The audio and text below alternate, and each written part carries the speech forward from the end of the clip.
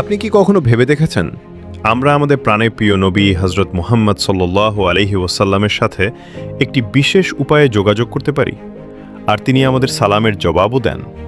সুবহানাল্লাহ।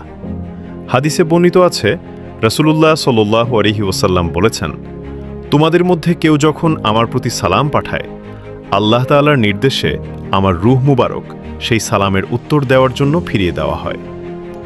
একবার হৃদয় থেকে কল্পনা করুন, যখন আপনি বলেন আসসালামু আলাইকা আইয়ুহান নবী, তখন আল্লাহর অশেষ রহমতে আপনার নাম ধরে জবাব দেওয়া হয় ওয়ালাইকুমুসসালাম। কত বড় সৌভাগ্য আমাদের জন্য! আমরা দূরে থেকেও তার উম্মত, আর তিনি আমাদের সালামের উত্তর দিচ্ছেন। আরও সুসংবাদ রয়েছে, যে ব্যক্তি নবীর বাণী শুনে তা অন্যদের কাছে পৌঁছে দেয়, কিয়ামতের দিন সে প্রিয় নবীর শাফায়াত লাভ করবে। তাই আজই বেশি বেশি দরুদ ও সালাম পাঠান। বার্তাটি ভালো লাগলে কমেন্টে সুবহানাল্লাহ লিখুন আর সদকায়ে জারিয়ার নিয়তে অন্যদের মাঝেও ছড়িয়ে দিন।